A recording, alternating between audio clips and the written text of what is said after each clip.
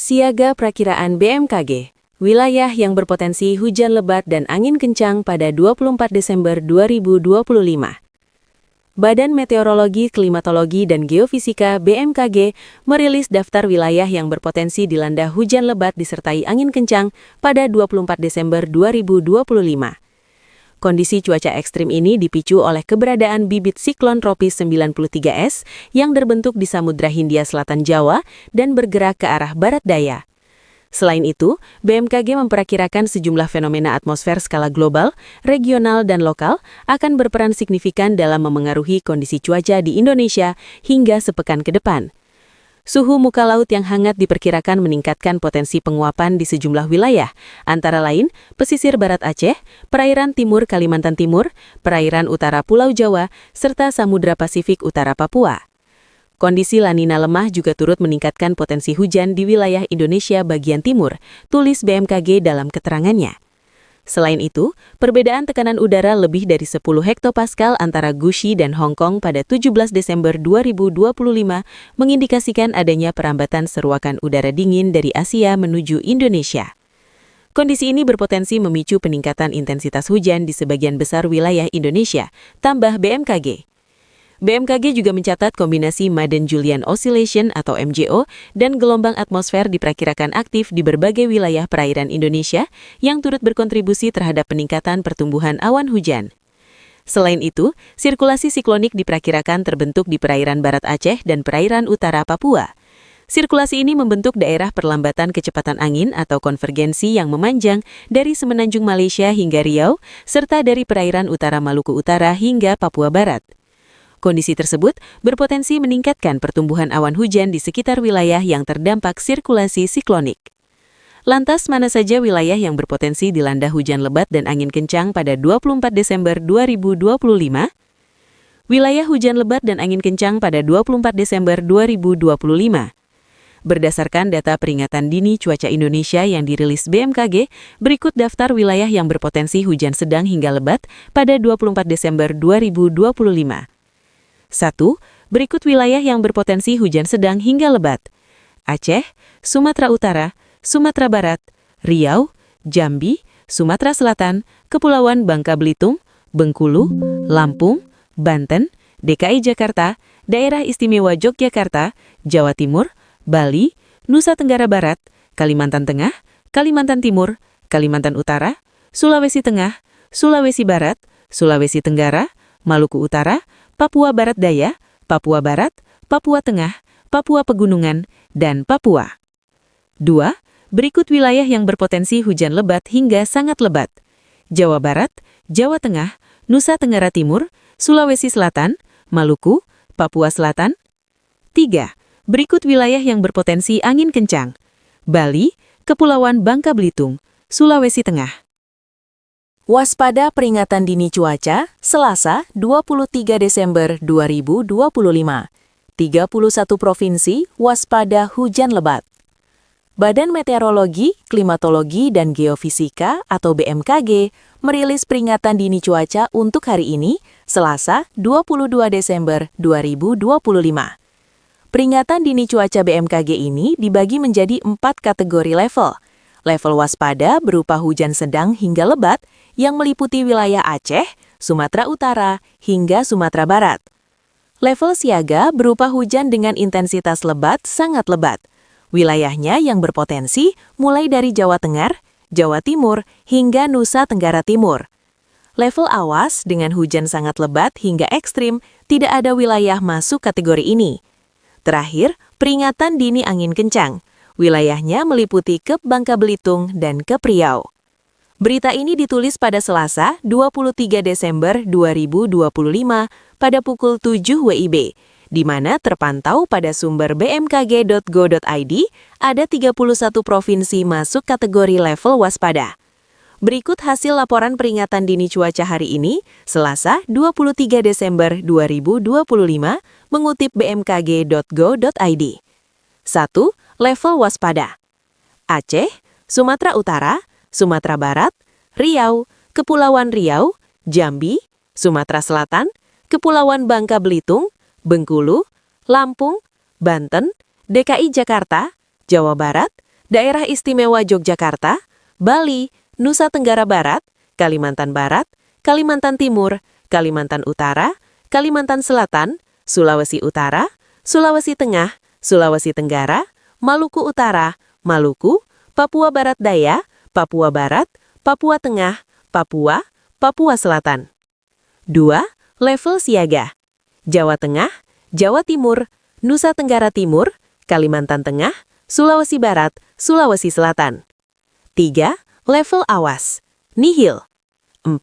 Peringatan dini angin kencang. Kep Bangka Belitung, Kep Riau. Peringatan dini cuaca ini menunjukkan nilai akumulasi harian paling tinggi dalam satu provinsi. Untuk informasi cuaca lebih detail dan resolusi lebih tinggi hingga level kelurahan atau desa, silakan mengunjungi website www.bmkg.go.id melalui aplikasi Info BMKG atau http://cuaca.bmkg.go.id.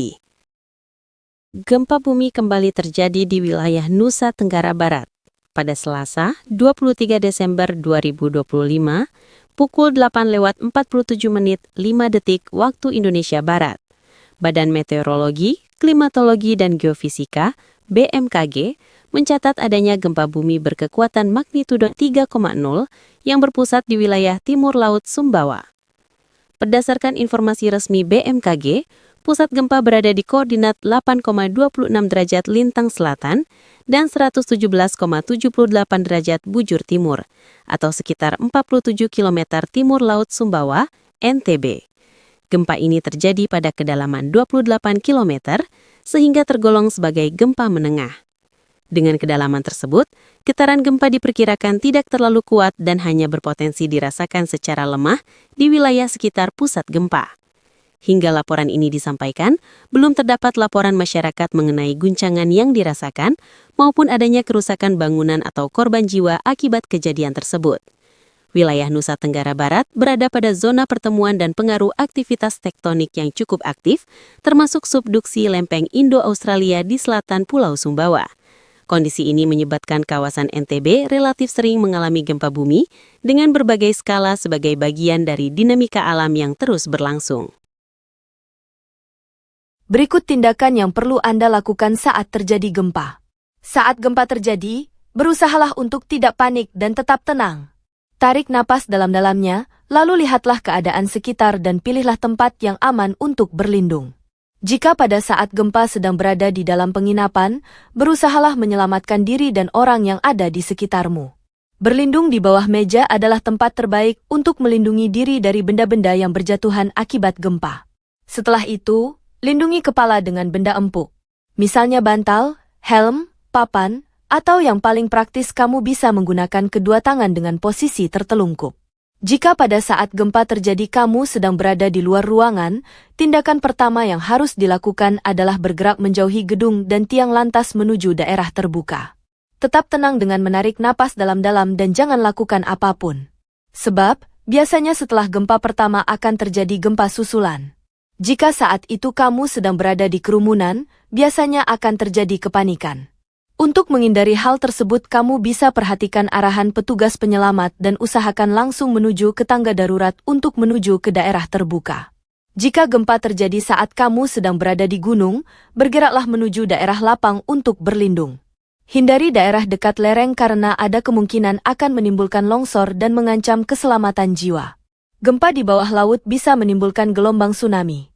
Jika gempa itu terjadi, bergeraklah ke dataran yang lebih tinggi. Bagi yang sedang melakukan perjalanan saat terjadi gempa, berpeganglah erat agar tak terjatuh. Berhentilah di tempat yang lapang dan berhentilah di sana. Gempa bumi kembali tercatat di wilayah Provinsi Gorontalo. Pada Selasa 23 Desember 2025, pukul 9:41:03 waktu Indonesia bagian Barat, Badan Meteorologi, Klimatologi, dan Geofisika atau BMKG melaporkan terjadinya gempa bumi berkekuatan magnitudo 3,2 di wilayah barat laut Gorontalo Utara. Berdasarkan data resmi BMKG, pusat gempa berada di koordinat 1.99 derajat lintang utara dan 122.33 derajat bujur timur atau sekitar 146 km barat laut Gorontalo Utara, Gorontalo. Gempa ini terjadi pada kedalaman 26 km yang tergolong sebagai gempa menengah. Dengan kekuatan dan kedalaman tersebut, getaran gempa diperkirakan relatif lemah dan hanya berpotensi dirasakan di wilayah tertentu, khususnya di daerah pesisir atau laut lepas yang berada lebih dekat dengan pusat gempa.